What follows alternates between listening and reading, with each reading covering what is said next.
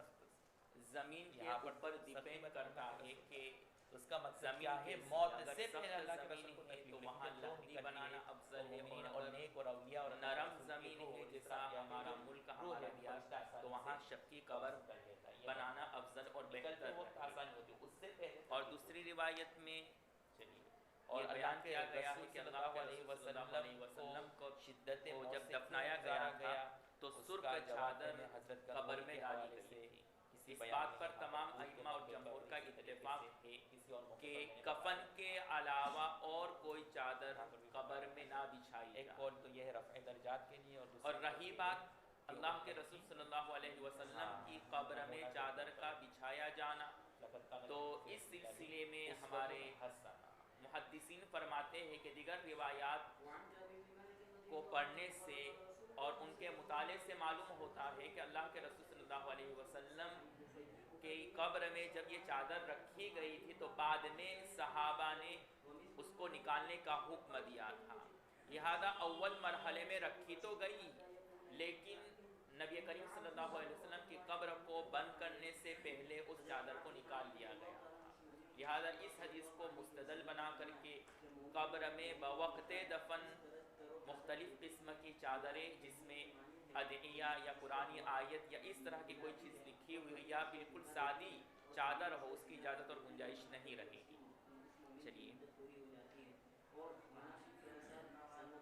جاوے تو ایسی صورت میں حدیث پاک میں کہا گیا کہ اس کو مسطح یعنی برابر کر لیا جاوے، تو جس روایت میں مسطح کا حکم ہے وہ اس صورت پر معمول ہے جبکہ قبر کو ایک بالشت سے زیادہ بلند کے کیا معنی گیا۔ صنوبر اس سے یہ بات اور معلوم ہوئی موجزیہ کے کہ معنی قبر کو ایک مضبوط، بالشت سے زیادہ بلند نہیں مضبوط کرنا صنوبر چاہیے۔ رہی درخت بات کی بارش طرح کے موسم میں یہ مٹی ہٹ جاتی ہے، اس بنیاد پر یہاں ہم پر زیادہ اس کو بلند مسلمان کرتے ہیں، اور تو یہ بہانہ منافق کی صحیح مثال نہیں ہے۔ ہے، مسلمان اس لیے کی کہ اگر مثال بارش کیا کے ہے؟ موسم میں یہ مٹی نکل جاتی ہے تو کھیت دوسری میں مٹی ڈال کر کے اس ان کو پودوں پھر کی بلند طرح کیا جا ہے، سکتا ہے، تو جب جو نکل کبھی جائے ہوا اس کو تو اس ادھر کو کبھی پھر سے ایک ادھر بالشت کے جھکا برابر دے، بلند کر کبھی دیا دائیں، جائے، کبھی بائیں، لیکن کبھی اس آگے، عذر کی کبھی بنیاد پیچھے۔ پر کہ بارش میں مطلب یہ ہے بہ کر کے کہ جو چلی عام جاتی ہے، مسلمان اس بنیاد پر اس کو کئی بالشت بلند کیا جائے، یہ صحیح پودے ہے۔ کو چاروں طرف ہلاتی ہے۔ رہی بات اولیاء کی قبروں کو، انبیاء کی قبروں کو پختہ بنانا یا ان کو بالشت سے زیادہ بلند کرنا، تو یہ اولیاء اور انبیاء کی خصوصیات میں سے ہیں، اور یہ اس وجہ سے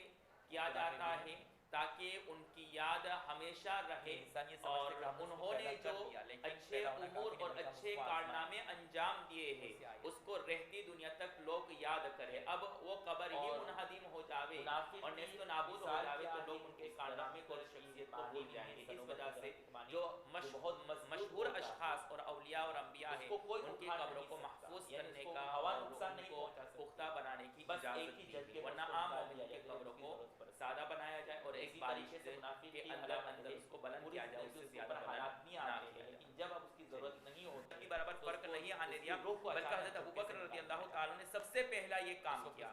پھر جب خلافت متعین کرنے کو کون خلیفہ بنے گا، اس کے بعد اللہ کے رسول صلی اللہ علیہ وسلم کی تجہیز و تکفین، اسی طریقے سے کہاں اس کو دفن کیا جائے گا، کس طریقے سے بات کر کے قبر بنائی جائے گی، یہ سارے مراحل پیش آئے۔ یہ کافی طویل واقعہ ہے جس کو مؤرخین نے اپنی کتابوں میں اسی طریقے سے محدثین اس پر تفصیلی کلام کیا ہے، قلت وقت کی بنیاد پر اس کو چھوڑ دیا جاتا ہے۔ بہرحال قبر پر بیٹھے رہنا یہ مناسب نہیں ہے، اس وجہ سے کہ انسان کے انہوں نے پھر اپنے اساتذہ جو اور دیوبند دنیاوی کے امور لگے ہوئے رہتے ہیں، تو کسی کے مرنے پر ان فرائض میں رتی برابر کوتاہی نہیں میں نے آنی جو چاہیے۔ تجزیہ کیا کہ اسی طریقے سے منع کیا گیا ہے اس کو پختہ بنانے سے، اس پر گچ وغیرہ لگانے سے، اس کی وجہ یہ ہے کہ اگر ان قبروں کو پختہ بنا لیا جائے گا تو قیامت تک جتنے بھی لوگ وفات پاتے رہیں گے تو ان کے لیے پھر قبرستان میں جگہ نہیں ملے گی، پھر تو پوری دنیا قبرستان بن جائے گی۔ تو یہ ایک طرح کا ریزرویشن ہو جائے گا کہ اگر آپ نے اس کو گش کر دیا، اس کو پختہ بنا دیا ہے، تو گویا کہ یہ قبر اس صاحب قبر کے لیے کنفرم ہو گیا ہے۔ اب بعد میں اگر کسی کو وہاں دفنانا چاہتے ہو کئی سال کے بعد جب قبرستان بھر جاوے تو پھر آپ وہاں تو ان کو خود فتویٰ دینا پڑا کہ گھروں میں عید کی نماز پڑھو، زمین تلاش کرنی پڑے گی۔ اس وجہ سے قبروں کو پختہ بنانے سے منع کیا گیا ہے۔ تو شخصیت اپنی جگہ پر مسلم، لیکن جہاں دلائل کی باتیں آتی ہیں وہاں علماء نے کس قول کو قبول کیا ہے؟ تلقیہ بالقبول ان کی قول کو، ان کے مسلک کو حاصل ہے کہ نہیں وہ دیکھا جائے گا. اور تلقی بالقبول کا مطلب یہ نہیں کہ لوگوں نے اسے قبول کر لیا, علماء نے دلائل کو منشا کو دیکھ کر کے اس کو قبول کیا ہوگا. سمجھ رہے ہیں؟ اور کسی کے قول کو لینے میں اس کے اتنے اصول ہے, فتویٰ نویسی کے رہنما اصول. اسی طریقے سے دوسری کتابیں ہیں, 2-3 کتابیں, وہ آپ کو افتاء میں پڑھنے کا موقع ملے گا کہ کسی کے قول کو لینے میں کون کون سے اسباب ہے جو ترجیح وجوہ ہے, جو وجوہ کے ترجیحات کو دیتے ہیں. یہ کام اصحاب الترجیح کا ہے. ائمہ اربعہ کا کام تھا اجتہاد کہا گیا ہے. پھر اس کے بعد جو ائمہ آئے ان کو اصحاب ترجیح کہا گیا. کر کے انہوں نے ان کے دلائل کو پرکھ کر کے کہ کون سی دلیل مشن ابو سے زیادہ قریب ہے ان کو ترجیح دی گئی. پھر ان اقوال کو شامل ہے اپنے جسم کو جلا دینا منظور ہے لیکن قبر پر بغیر ضرورت کے بیٹھ جانا منظور نہیں. جس طرح حدیث کی کتابوں میں بخاری سب کا امام وحید سنائی گئی, اور جہاں بخاری نے کچھ کہہ دیا تو سب پیچھے ہٹ جائیں گے. بغیر ضرورت کے قبر پر فتاوی میں اور فقہ میں شامی بخاری ہے, اگر شامی آ گئے تو سب پیچھے, چاہے شاہ صاحب ہو چاہے اور کوئی. اور شامی نے کہا ہے کہ فهو محمول علی النوافل, لیکن تردید نہیں کہ فرض میں نہیں پڑھ سکتے. کتنا اچھا جملہ کہا ہے کہ نوافل میں پڑھنا چاہیے, وہ افضل فی النوافل. یوں کہا, یوں نہیں کہا کہ فرض میں نہیں پڑھ سکتے. پڑھو اگر بہت لوگوں کو شوق ہے لمبی قرات سننے کا اور لمبی لمبی دعا پڑھنے کا, اور آپ کے جو مقتدی آپ کے اتنے قائل ہیں, پڑھو خوب پڑھو. جی ہم تو کہتے ہیں ابو طلحہ انصاری اور ابو عبیدہ ابن جراح یہ دونوں قبریں بناتے تھے. ابو طلحہ الانصاری لحدی قبر بناتے تھے اور ابو عبیدہ ابن جراح شقی قبر بناتے تھے. فرشتہ صفت ہوں گے. خلافت کی تعین کے بعد سب سے پہلا مسئلہ یہ آیا کہ اللہ صلی اللہ علیہ وسلم کو غسل دیا جائے یا نہ دیا جائے, اور ان قبروں میں غسل دیا جائے یا قبرہ نکال دیا جائے. بہت خوش نصیب ہو. حضرت ابوبکر رضی اللہ عنہ نے فرمایا کہ اللہ کے رسول صلی اللہ علیہ وسلم کے قبروں کو نہ قبرے کو نہ اتارا جائے بلکہ انہی قبروں میں غسل دیا جائے. صدقہ کر دینا. چنانچہ اللہ کے رسول صلی اللہ علیہ وسلم کو انہی قبروں میں غسل دیا گیا, اور اقرار کرنے کے بعد پھر ان ستر پوشی کرنے کے بعد اللہ کے رسول صلی اللہ علیہ وسلم کو کفن پہنایا گیا. تو وہ کون اس کے بعد ہے بات آئی کہ اللہ کے رسول صلی اللہ علیہ وسلم کے لیے کیسی قبر بنائی جائے. یہی لحد افضل ہے یا شقی افضل ہے.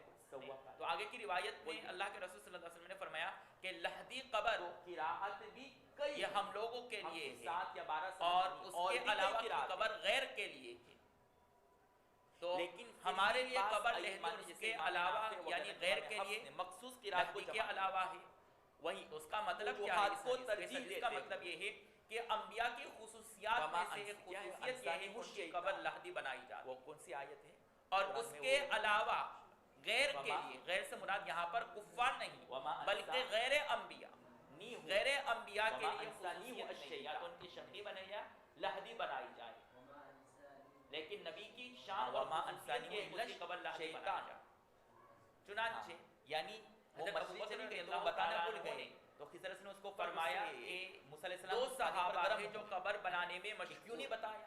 ان میں جو سب سے پہلے آ جاوے سیکھ لے انہی کو قبر بنانے کا حکم دیا جائے گا. چنانچہ وہ صحابی جو لحدی قبر بناتے تھے وہیں سب سے پہلے آ گئے, اور اللہ مقصود کے حصول میں تاخیر ہو قبر بنائی گئی.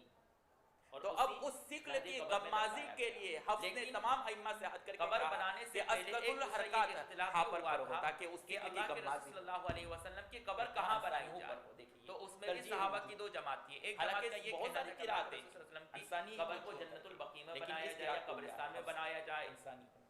پھر حضرت ابوبکر رضی اللہ تعالیٰ عنہ کو اللہ کے رسول صلی اللہ علیہ وسلم کی یہ بات یاد آئی کہ نبی کی جس جگہ وفات ہوتی ہے وہیں کی روایت بنائی جاتی ہے کہ اذان میں آخری کلمہ لا الہ الا اللہ وسلم کی وفات اذان میں آخری کلمہ کیا رضی اللہ تعالی لا الہ الا اللہ, اس لیے وہاں ہی مطلب یہ ہے کہ اللہ اکبر پر وقف کر کے پھر آخری کلمہ کیا پڑھے لا الہ الا اللہ. تو سندھی علامہ سندھی رحمۃ اللہ علیہ اس حدیث کی تشریح کرتے ہوئے فرماتے ہیں کہ آخری کلمہ لا الہ الا اللہ کو اس لیے رکھا گیا کہ جس طریقے سے توحید میں اللہ ایک ہے تو صوت میں بھی اللہ کی وحدت ثابت ہو جاتی ہے.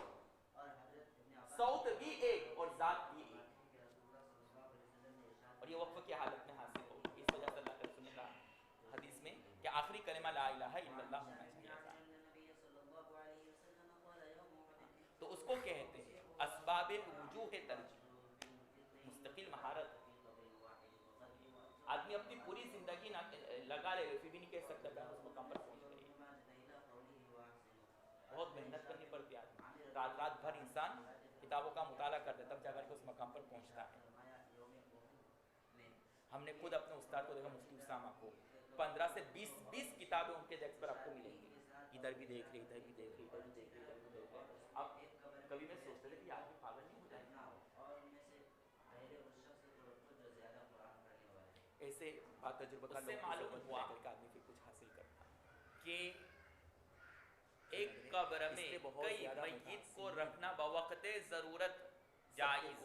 ویسے تو حکم یہی ہے کہ ایک ہی قبر میں ایک ہی میت کو دفن کیا جائے, لیکن اگر متعدد میت ہو اور اتنی جگہ نہ ہو تو ایک ہی قبر میں کئی میت دفن کیا دور چل پڑا ہے کہ ہر ایک اپنا. جیسا کہ یہاں پر بہت سارے شہداء تھے تو ان تمام شہداء کو الگ الگ قبروں میں دفن کرنا متعذر اور مشکل تھا. اس طرح اللہ کے رسول صلی اللہ علیہ وسلم نے ایک قبر میں کئی شہداء کو دفن کیا تھا, لیکن اللہ کے رسول صلی اللہ علیہ وسلم نے اس میں ایک امر کو ملحوظ رکھنے کا حکم دیا تھا, اور وہ یہ تھا کہ جو اقرا بالقرآن ہو, جو عامل بالقرآن ہو, اس کو پہلے رکھا جائے. معلوم ہوا یہ عامل قرآن قاری اور عالم بالسنہ جس طرح زندگی میں مکرم ہوتا ہے, مرنے کے بعد بھی وہ مکرم اور معزز. جب آپ بالغ ہوں گے اندھے سے نکلیں گے یہ ساری چیزیں تو پھر وہ دنگ بالغ اس دور میں تعیس یا آپ ایسا مستقل تعمیر کر کے ہم نے پورے نام کے اوپر زندگی میں ہمیشہ اس کو ہمارے علماء نے پسند نہیں کیا ہے. اگرچہ بعض حضرات اس کی گنجائش دی ہے لیکن اس سے منع کیا ہے. جن حضرات نے اس کی گنجائش دی ہے تو انہوں نے کہا جس طریقے سے پتھروں کو بطور علامت کا رکھنا جائز ہے, اسی طریقے سے تائیز وغیرہ پر کسی کا نام لکھ کر کے بطور علامت سے اس کو رکھنا جائز. وہیں آپ کے سامنے سبت اور لیکن بعض حضرات نے کہا کہ اس طرح کرنے سے پھر لوگ اس قبر کو صاحب قبر کے لیے متعین سمجھنے لگے کہ اب وہاں کسی کو دفنانے نہیں دیں گے, اس وجہ سے اسے منع کیا. اس سے اعتراض اولا اور بہتر. بعض کے والوں نے اس کہا کہ مستشرکانہ کیا کہے ذہن سے متاثر ہو کر کا حضرت نے تشریح کی. ایسے تو نہیں کہہ سکتے, لیکن جنہوں نے کہا پھر بھی وہاں وہ حد گئے عام علماء سے. ہاں, اور میرے اہل میں سے جس کی وفات ہو اسی طریقے سے بھی مولانا بازو میں اس کو دفن کیا جائے, تو اہل میں سے اللہ کے رسول کے صاحبزادے ابراہیم ہو گیا کی جب وفات ہوئی قائم نہیں ہوگی تو جب ان تک کو کوئی انہی کے بازو میں دفنایا نہیں ہوگا. تو حضرت نے اس کی نئی تشریح کہ قیامت تب تک قائم نہیں ہوگی جب تک کہ حالات اتنے بگڑ نہ جائے آپ کی زبان سے اللہ اللہ نکلنے لگ جائے.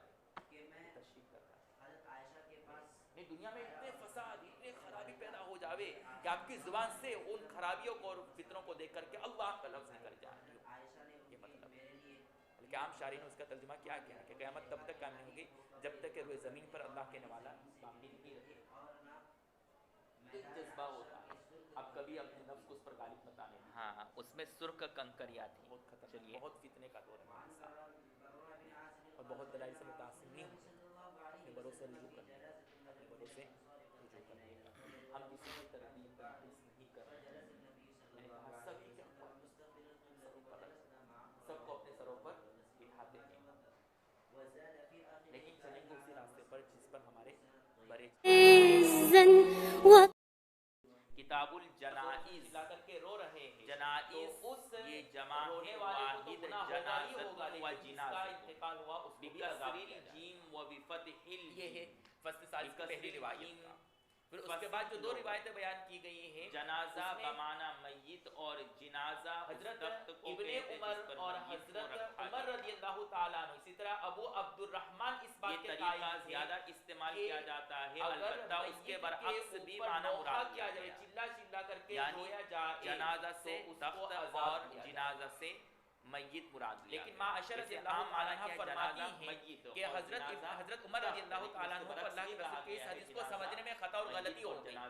وہ کہتی ہے کہ کافروں پر اگر نوحہ کیا جاوے تو اب اس کافر میت کے اوپر عذاب دیا جائے گا. اس کو عذاب تو دیا ہی جاتا ہے لیکن مزید اس کے عذاب میں اضافہ کیا جائے گا. بیان کر رہے تھے الفاظ نماز مخصوصہ میں سے ایک صلاۃ جنازہ حضرت عمر رضی اللہ تعالیٰ عنہ اور ابو عبد الرحمن اس بات کے قائل تھے کہ یہ حکم عام ہے جس میت پر رویا جائے لیکن اس کے اوپر نوحہ کیا جاوے صلاۃ جنازہ جنازہ سے سے اس کو عذاب دیا پہلے کچھ جاتا ملحقات کچھ عوارضات اور عائشہ فرماتی ہے کہ اللہ کے رسول نے یہ جو فرمایا کہ نوحہ کرنے والے میت کو عذاب دیا جاتا ہے یہ حکم خاص یعنی کافر کے ساتھ کافر کو تو عذاب دیا ہی جاتا ہے لیکن نوحہ کیا جائے تو مزید عذاب میں اضافہ کیا کیا ہے کہ مرنے سے پہلے انسان بیمار ہوتا فیصل کیا ہے تو اب اس مرنے والے مریض کے کیا حقوق ہے تو اس کو بیان کرتے ہوئے مصنف نے بابو عیادت مریض و ثواب المریض کو بیان کیا میت پر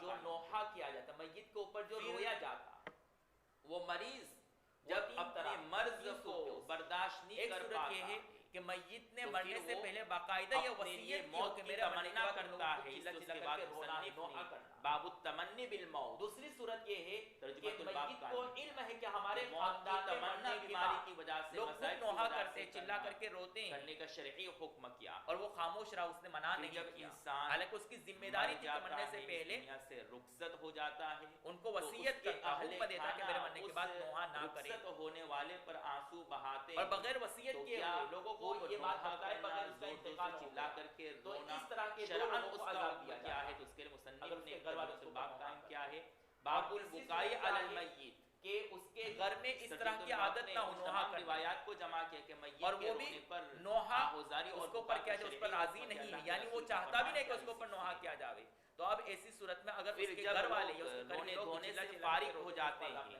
تو اب اس کی تجہیز و تکفین یا اس اور بات جنازے پر وغیرہ وصیت تو نہیں کی لیکن اس بات پر باری راضی آتی آنے کے ہے بعد تو نوحہ کریں کے گے بعد باب قائم اور کیا میں ہے چاہتا ہوں یہ باب مشکل سے منع نہیں کیا تو اب اس صورت میں اس کے گھر والے روئیں گے تو عذاب کس کہ کو اب اس مرنے جنازے والے کو اٹھا کر کے لے اگر آپ کے خاندان میں ایسی عادت ہے رواج ہے تو آپ پہلے سے منع کر دیں میری وفات کے بعد پورے کسی کو رونے ترجمہ کی الباب کی چیز ترتیب آپ کے سامنے اور آپ کو عذاب ہوگا آخر تک بیان وہ تو چلا چلا کر کے اپنی تسکین کر لیں گے اور اپنی محبت کا اظہار کر دیں گے لیکن اس محبت کے چکر میں آپ پھنس جائیں گے اور اگر نہیں ہے ایسا رواج آپ کے خاندان میں اور آپ اس بات کو پسند بھی نہیں کرتے کے ساتھ تو پھر اگر اور اتفاق اس ان نے کے زور سے حقوق چلا کو بیان کیا تین آدمی کے حقوق ہیں تو بھوکے آدمی مریض اور آزاد شخص جو بھوکے آدمی کا حق کیا ہے تو فرماتے کہ اس کو کھانا کھلاؤ اور مریض کا حق کیا کہ اس کی عیادت کی جائے اور غلام کا حق کیا کہ اس کو آزاد کیا جائے یہاں پر انسان دوسرے کے گناہوں کا بوجھ نہیں اوپر دلالت کرتا تو نوحہ کرنے والے جو گناہ کر رہے ہیں وجوب عین اور وجوب کفایہ دونوں مراد ہیں اگر محلے میں سارے ہی لوگ مالدار ہیں اس سے اس کی سزا تو ان کی ذمہ داری ہے اس کا جواب یہ اس بالکل واضح ہے یعنی جب اس نے وصیت کی ہے کہ نوحہ کرے تو وہ بھی الدال علی الخیر والدال علی الشر کا فاعل وجوب علی الکفایہ ادا ہو جائے گا شر کو اوپر دال کرنے والا گویا خود اس گناہ کو کرنے اور اگر کسی نے بھی اس کی مدد نہ کی اور گناہ کی وجہ سے مر گیا تو سارے محلے والے بستی والے وصیت تو نہیں کی لیکن وہ اور اگر بستی میں رواج ہے اس پر خاموش سب اس کے خاموشی یہ رضامندی کی علامت ہے جیسے آپ نے پڑھا ہوگا آدمی جو مالدار ہے رضا البکر استطاعت ہے کہ وہ اس جائے اور بھوکے آدمی کو کھلا سکے سکوت البکر رضا اس کی ذمہ داری باقرہ کی خاموشی اس کی رضامندی اب اس کے لیے واجب عین ہو گیا فرض عین ہو گیا اگر اس نے نہیں کھلایا تو اب وہ گنہگار ہوگا دوسرے بستی والے نہیں اس کے اندر استطاعت ہے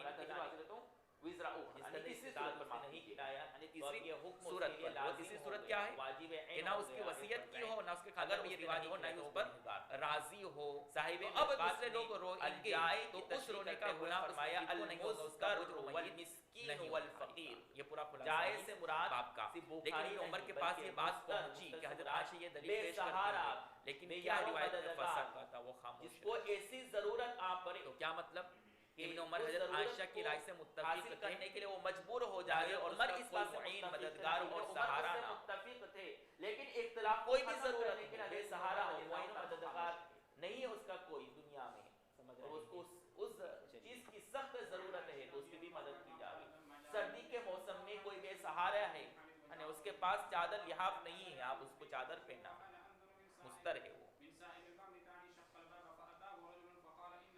اس کی بیٹی کی شادی ہو رہی رخصتی کے لیے کچھ نہیں ہے وہ بھی مستر میں آ گیا اس کی مدد کرو بہت ساری شکلیں شامل ہیں اور علامہ طبری رحمۃ اللہ علیہ فرماتے ہیں کہ ہر وہ شخص جو مجبور ہو محض اور اس کا کوئی سہارا نہیں ہے تو اس کی مدد کرنا بہت بڑی فضیلت کی چیز ہے۔ یہ تو الجائے کی تفصیل اور تشریح ہوئی۔ اس کے بعد وعود المریض، مریض کی عیادت کرو، اس میں بھی وہی دونوں حکم ہیں کہ اگر بستی میں کوئی شخص نہیں ہے اس کی عیادت کے لیے سوائے ایک آدمی تو اب اس آدمی پر فرض عین اور واجب عین اس کی عیادت کرنا، اور اگر بستی میں بہت سارے لوگ عیادت کے لیے ہیں تو ایک آدمی بھی اس مریض کی عیادت کر لیوے تو وہ فرض اور وجوب ادا ہو جائے گا، سب سے گناہ ہٹ جائے۔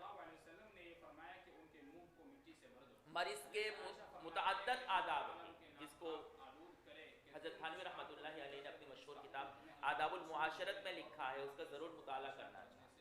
لیکن ضروری آداب جو معروف و مشہور ہیں، جو اہم ترین ہیں، اس میں سے ایک یہ ہے کہ اس کو جا کر سب سے پہلے تسلی دے اور کہے لا بأس طہور ان یشفیک، کوئی حرج نہیں، کوئی فکر کی بات نہیں ہے، اللہ ان قریب آپ کو صاف شفاف پاک کر دیں گے، تمام بیماریوں سے صاف و شفاف کر دیں گے۔ اللہ کے رسول یہی الفاظ لا بأس طہور ان یشفیک، اس طرح کے الفاظ سے تسلی دیں، قرآن قرآن کی باتیں نہ کریں، بیکار کی باتیں نہ کریں، بس تسلی دے کر کے سفر میں رہتے تھے۔ اسی طریقے سے زیادہ دیر اس کے اوپر نہ بیٹھے رہے، اس کے پاس نہ بیٹھے رہے، بلکہ جلدی چلا رونے کی تیاری میں مصروف تھی کہ اس کا دماغ نہ کھا اچانک آئی اور اس کے سرہانے پر آ کر کے بیٹھے، ایسا نہیں کہ پاؤں کے قریب بیٹھ گئے اور بول رہے ہیں اور اس کو سنائی نہیں دے رہا، اس کو تکلیف ہوگی ان کے سامنے قریب جا کر آپ صلی اللہ علیہ وسلم کہنے لگے تاکہ اس کو بار بار آپ سے پوچھنا نہیں پڑے کہ آپ کیا کہنا چاہ رہے ہیں، یا آپ کو چلا چلا کر کے بولنے کی ضرورت نہ پڑے۔ اللہ تبارک و تعالیٰ نے ان کو نکالا تھا 2 مرتبہ، اسی طریقے سے میں رونے سے باز آ گئی اس کو دعا دے کر کے آ جائیں۔ شیطان کو 2 مرتبہ گھر سے نکالنے کا مطلب کیا ہے؟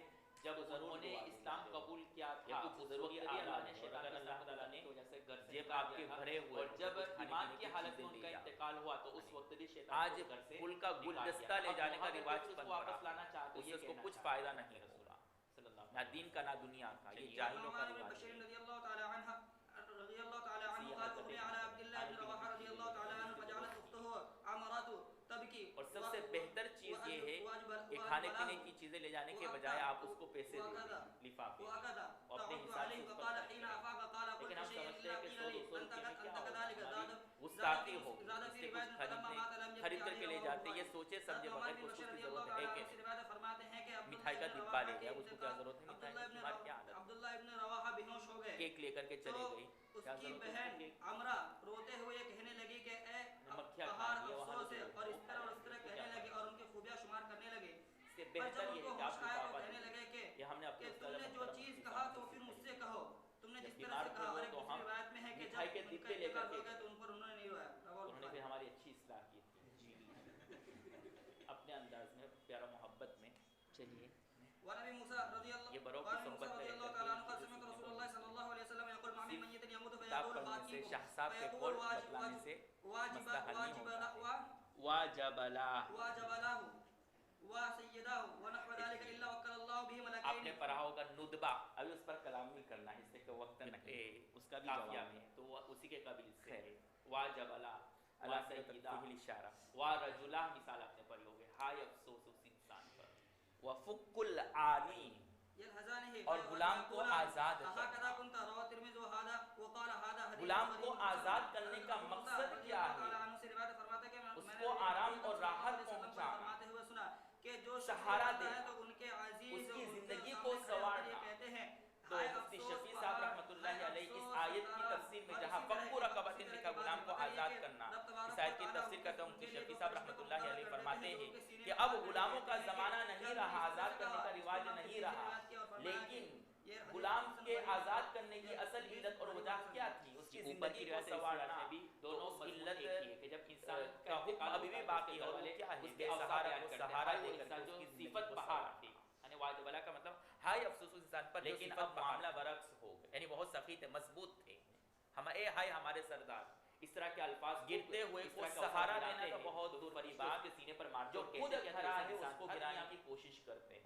اس لیے اگر آپ کو معلوم ہے کہ نوح مولانا ابراہیم پاندور میں میں نے شاید یہ قول آپ کو پہلے بھی بیان تو اس کو کیا، منع آج کر دیں ہم کہ جو اوصاف میں نظر اپنے موجود دکھوں نہیں سے ہے، دکھی ان کو نہیں ہے بلکہ خامخواہ دوسروں کے گنا کر کے سکھوں نوحہ سے کرنے دکھی کی ضرورت نہیں، ورنہ ہمیں اس کی وجہ سے عذاب دیا جائے۔ تو فق العانی، وعن ابي هريره غلام کو آزاد کرو، ما تو فق العانی آل میں رسول اللہ صلی صرف اللہ غلام علیہ آزاد وسلم کرنا نہیں ہے استعمال بلکہ نساء بے الدین سہارا علی کو مقام سہارا عمر دینا، اس کی زندگی سوار کرنا۔ ويطردهن فقال رسول الله صلى الله عليه وسلم دعهن فإن العين دامعة والقلب مصاب والعهد قريب، رواه احمد والنسائی۔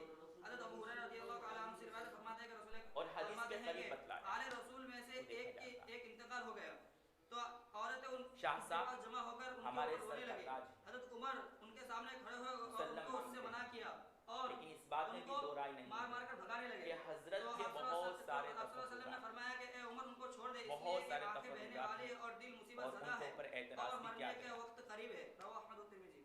چلیے وعن ابن عباس رضی اللہ تعالی عنہ قال مات زینب کس بنت تفرد کو لے رسول اللہ صلی اللہ علیہ وسلم فبكت النساء وجعل عمر يضربهن بصوته دوسری بات فأخره رسول الله صلى الله عليه وسلم بيده وقال مهلا يا عمر ثم قال یہ مسئلہ بیان إياكن کرنا ونعيق کہ الشيطان ثم قال إنه مهما كان من العين ومن القلب ومن الله اس عز سے وجل ہرگز یہ لازم نہیں آتا ہے کہ فرض کی نفی کی جائے کہ فرض میں نہیں پڑھ ابن سکتے۔ عباس رضی اللہ تعالی عنہ سے روایت فرماتے ہیں کہ نوافل میں پڑھنے کا حکم دینا یہ فرض کی نفی کو مستلزم نہیں آپ صلی اللہ علیہ وسلم کی بیٹی زینب کا انتقال ہم ہو یہ گیا، نہیں آپ صلی کہتے اللہ کہ علیہ فرض میں وسلم پڑھنا رونے لگے۔ جائز نہیں ہے۔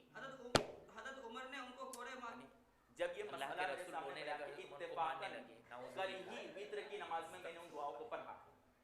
پھر آپ مجھے یہ مسئلہ ابن بتائیں۔ عباس فرماتے ہیں کہ رسول اکرم فرض میں بھی صلی اللہ پڑھتا علیہ ہوں، وسلم کی فرض بیٹی اور زینب کا واجبات انتقال میں ہو گیا پڑھتا تو ہوں، آ لیکن کر یہ رونے حکم لگی۔ کب ہے جب کہ آپ حضرت تنہا عمر پڑھ رہے ہیں۔ اپنے کورے سے ان خود کو پڑھتا بھگانے لگے، بس آپ سفر صلی میں اللہ ہاں علیہ وسلم نے تنہا اپنے نماز ہاتھ سے پڑھو۔ ان کو الگ کر دیا، دور کر دیا اور کہنے لگے رہی اے بات عمر نرمی اختیار کر۔ پھر طلباء آپ صلی کا اللہ علیہ جلدی وسلم نے رکوع کرنا، یہ فرمایا تو پہلے ہی سے میری کہ شکایت ہے۔ ان کو یہاں چھوڑ پر دے کہ نماز وہ بہت شیطان جلدی ہوتی ہے۔ کہ وہ آواز کہ وہ شیطان کی اگر آواز سے آپ دور رکھو۔ ایسے امام کے پیچھے نماز ایاکن پڑھیں جو ونہی تعدیل کا ارکان کریں، میں نے کہا شیطان تعدیل ارکان کا کی مطلب کیا آواز ہے؟ سے ہر بچو۔ عضو اپنی جگہ پر یہ اچھی طرح تحذیر ہے۔ پھیل جاؤ۔ ایاک والاسد، ہمارے یہاں بھی سے جو ایاک رکن ونہی جگہ کا پر مستقل شیطان۔ برابر نہیں، اس سے پہلے ہی تسبیح پڑھنا آگے شروع بڑھنے کا کر دیتے اور کیا کھڑے ہو جاتے ہیں۔ چلو میں خود پھر اشراق فرمایا کہ کی جو کچھ یا آنکھ سے اوابین کی اور نماز جو کچھ پڑھتا آنکھ سے ہوں بہے تو اور مجھے جو کم کچھ از دل سے کم بہے 4 اور رکعت جو پڑھنے کچھ میں دل سے 7 ہوتا سے ہے وہ 8 ظاہری منٹ ہوتا لگتے ہے ہیں۔ اور مختصر اللہ صورت تعالیٰ کی سورہ طرف فلق اور سے سورہ اللہ ناس تعالیٰ صرف کی پڑھتا طرف ہوں سے تب۔ ہوتا ہے اور رحمت کا سبب ہے اور جو کچھ 4 آپ رکعت کی پڑھنے زبان میں سے 8 ظاہر سے ہو 9 وہ 10 منٹ شیطان لگ کی طرف جاتے سے ہوتا ہیں۔ ہے، رواه احمد۔ چلیے کیوں تعدیل ارکان کا بھی قال ہم لحاظ لما مات الحسن بن حسن تو بن 4 علي رکعت پڑھنے میں ہمیں ذبت 10 منٹ امرأته لگتے ہیں تعدیل ارکان کا لحاظ کرتے ہوئے۔ تبدأ على تو قبر اگر ثم وہی رفعت دعا پڑھیں گے تو 15 منٹ ہو صالحا جائیں يقول گے۔ الا هل وجدوا ما فقدوا فأجابه آخر تو ان دعاؤں کو نوافل میں پڑھنے کی وجہ کا حکم دینا تاکہ امام بخاری نے تعلیقاً اس روایت کو نقل کیا، نماز فرماتے ہیں کہ جب طویل نہ ہو جائے، حسن بن علی طویل کا انتقال نہ ہو ہوا جائے، یہ اصل تو ان مقصود کی ہے۔ بیوی ان کے قبر فرض پر نماز 1 طویل سال تک خیمہ نہ ہو بنائے جاوے۔ رکھی، پھر اکھاڑ دیا۔ حضرت تو عثمان میں رضی نے اللہ تعالیٰ عنہ کو صالحہ اللہ کے یعنی رسول نے کہ کیوں کہا کہ فسمیعت، تم فتنہ ان مچانا کی چاہتے؟ بیوی نے ایک گیبی آواز کو سنا کہ وہ کہہ ان کی رہا نماز تھا۔ اس وجہ سے طویل ہوتی تھی کہ وہ قراءت اور تعدیل ارکان بہت آہستہ کرتے تھے، وہ دعا بھی پڑھیں گے تو کتنی طویل ہوتی جس کو تم نے کھویا تھا، بس ایک دوسری گہری آواز نے اس کو جواب دیا تو سمجھ مائیں سو گئے اور رہے خیمہ ہیں۔ تو مقصود ان ادعیاء کو پڑھنے کا امکان نہیں ہے بلکہ فتنہ سے بچانا۔ صحابہ جیسے صحابہ نے شکایت کر دی کہ طویل نماز ہو گئی، صحابہ اس تکلیف کو برداشت نہیں کر سکے تو عام جاہل کہاں برداشت کرے گا؟ اور جہاں اس طرح نماز طویل ہوتی ہے دیکھا گیا کہ لوگ وہاں نہیں آتے ایسی منطقی، اور ہم نے کہا طویل نماز سے مراد کیا ہے کہ مسنون قرات کو چھوڑ کر اور طویل چاہے مسنون قرات تو کرنی ہے چاہے لوگ چاہے یا نہ چاہے کرنی ہے، اور تعدیل ارکان کا لحاظ ہے۔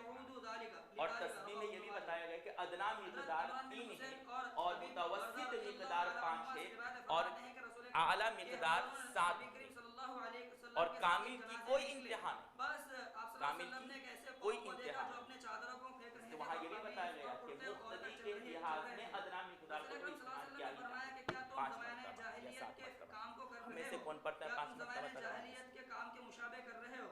ہماری فجر کی نماز میں میں نے شاید ارادہ 5 کیا ہو جاتی کہ ہے، میں ان کو ایسی بد دعا دوں کہ وہ اپنے گھر جبکہ اپنے دوسری صورتوں کے علاوہ پر مسجدوں میں لوٹے۔ 15 फरमाते हैं मिनट लग जाते कि हैं, बहुत उन्होंने बहुत 13 अपनी मिनट। चादरों को ओढ़ लिया और इस तरह कभी नहीं किया। हमारे यहाँ हर चीज़ में बहुत इख्तिसार है। तो इस हल के लिए ये कहना कि दुआ पर हो तब तो ठीक है कि तलबा उसमें कमी कर रहे हैं, लेकिन इस बुनियाद पर कहना कि फुकाहा कहते हैं उनकी बात नहीं मानना चाहिए, ये नाकाबिल हज़म चीज़। हम नहीं कहते हैं, हम नहीं कहते कभी। अगर मना ही होता तो फिर ये मसला विकाया में आता ही नहीं है कि नमाजों में दुआ करने का हुक्म क्या है। तो वहाँ आता है उर्दू या किसी और ज़ुबान में दुआ करना मुफसिद सलात है, और अरबी में दुआ करना अगर मासूर या कुरान से साबित है कर सकते। और अगर कुरान और हदीस से साबित नहीं है तो ऐसी दुआ मांगना जो आम लोगों से मांग सकते हैं। दाबीसुल जन्नह, ये मसला साहिबी विकाया का बाबू सिफत इस सलात में बयान करना, जहाँ वाजिबात को बयान कर रहे फराइज नमाज का जिक्र है, मतलब ये कि मांग सकते हैं दुआ। तो किसी भी फकीर ने उसका इनकार नहीं किया, बस कहा कि नवाफिल में पढ़ना अफजल है, फर्ज में क्यों ना पढ़े ताकि लोगों को उक्तहाल महसूस ना हो। जिसमें आखिरी कौल यह है कि तवक्कुफ किया जाए। समझ में आ रही बहुत तफसील गुफ्तगू, अभी वक्त नहीं है इससे मैं लेकिन ये सारी बातें तफसीली बयान अलबत्ता करने जब हो मैं मिशकात पढ़ रहा था, खुद के अंदर भी इतनी समझ होनी चाहिए। यूती रहमतुल्लाह अलैह की किताब है, जब ये बात बयान की जाए वालिदैन के मुतालिक किस पस से कही जा रही है, काफी टाइम हो गया, तो उसमें हज़रत अब हर चीज खोल करके बयान करेंगे तो सबक कहाँ से रसूल सल्लल्लाहु अलैहि वसल्लम के वालिदैन का जन्नती कुछ होना, चीजें इशारे में ये होती है, वो तलबा को अज़ाब नहीं दिया जाए बल्कि वो जन्नत में जाएंगे। लेकिन जहाँ जहाँ जो मुकालमा सुयूती ने उन दलाइल को जमा किया है बयान कि अल्लाह के किया रसूल के वालिदैन का खुलूद मिन अन्नार यानी जहन्नम से कहेंगे महफूज होने का इल्म होता है, यानी वो जहन्नम में मरीज था नहीं बीमार जाएगा।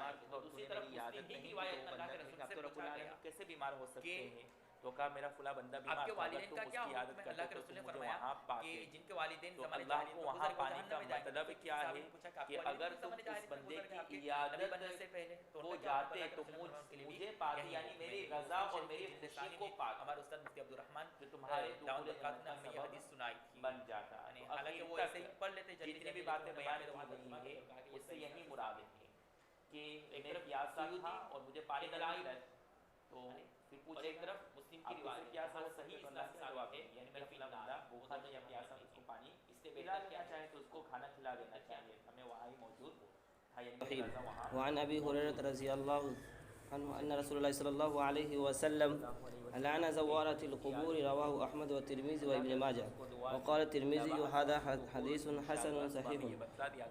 وقال قد رأى بعض أهل العلم أن هذا كان قبل أن يرخص النبي صلى الله عليه وسلم في زيارة القبور، فلما رخص دخل في رخصته الرجال والنساء. وقال بعضهم إنما كره زيارة القبور للنساء لقلة صبرهن وكثرة جزعهن. ثم كلامه. حضرت ابو ہریرہ رضی اللہ تعالی عنہ سے روایت ہے کہ رسول کریم صلی اللہ علیہ وسلم نے زیادہ قبروں پر زیادہ جانے والی عورتوں پر لعنت فرمائی ہے.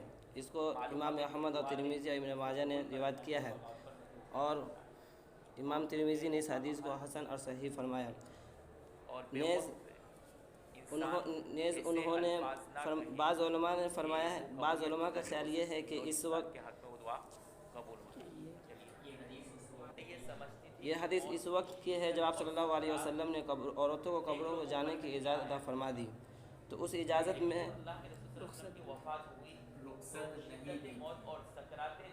یعنی اس آخری جملے میں کیا کہنا چاہ رہے ہیں کہ حدیث میں یہ جو کہا گیا ہے کہ قبرستان کی زیارت کرنے والی عورتوں پر لعنت ہے، تو یہ يقول إنما هو زوجي وأبي فلما دفن عمر معهم فوالله ما دخلته إلا وأنا مشدودة على ثوبي حياء من عمر، رواه أحمد. حضرت عائشہ رضی اللہ عنہ فرماتی ہے کہ میں جب اس حجرہ مبارک میں داخل ہوتی جس میں آپ صلی اللہ علیہ وسلم مدفون تھے، تو میں اپنے بدن پر سے کپڑے یعنی چادر کو اتار کر رکھ دیتی، اور دل ہی دل میں یہ کہا کرتی کہ یہاں تو میرے کپڑے کو اتار رکھنے کا مطلب یہ نہیں بڑھانا جاتا نعوذ باللہ، بلکہ اس زمانے میں کپڑوں کے اوپر اور چادر پہننے کی عادت تھی. جیسا کہ اوپر ایک اور روایت آئی کہ کچھ عورتیں چادر کو پھینکتے تو اللہ کے رسول کو پر لعنت کی، تو وہی جو عادت تھی عورتوں کی اور صحابیات کی کہ کپڑے کے اوپر اور چادر پہنے تھے، یعنی اپنے آپ کو پورے ڈھانک لیتی. یہ پرانے زمانے کے شرفا اور شریف عورتوں کی صفت ہوا کرتی تھی کہ ان کے پردوں کو بھی غیر محرم نہیں دیکھتے تھے. کس طرح؟ وہ جاتے وقت جب بیٹھتے تھے اس کے اندر پردہ لگا ہاں، جو پالکی ہوتی ہے یا جو گاڑی ہوتی ہے وہاں سے گھر لے کر کے وہاں بھی پردے لگا دیے جاتے ہیں. سمجھ گئے؟ اور اس پردے کے اوپر بھی ایک کپڑا. یہ کہنا چاہ رہے تو اس زمانے میں کپڑوں پر بھی کپڑا رکھتے تھے. تو اس کے بارے میں یہاں پر یہ بات کہی جا رہی ہے کہ ہم اس کپڑے کو اتار دیں.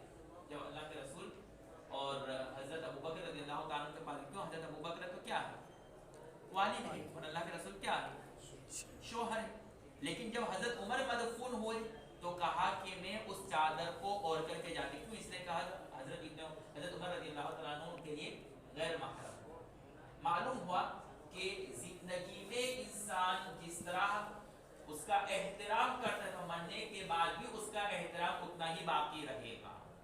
اسی طریقے سے زندگی میں جس طرح آپ ابھی مجھ سے دور بیٹھے ہوئے ہیں تو وفات کے بعد بھی آپ جب قبر پر حاضری دیں تو اتنی ہی دور اور فاصلے پر آپ ہو رہے ہیں. مضبوط صنوبر کے درخت جو کی احترام طرح زندگی میں آپ ملحوظ رکھتے ہو وفات کے بعد بھی وہ پورا احترام باقی رہے. یہاں پر مسلمان اور چاہے منافق کی مثال دی گئی. مسلمان کی مثال کیا ہے؟ اور والدین ان کی وفات آپ قریب بیٹھے تھے ان سے تو ان وفادوں پودوں کی کی طرح طرح ہے قریب جو کبھی ہوا اس کو ادھر کبھی ادھر جھکا دے. کبھی دائیں کبھی بائیں.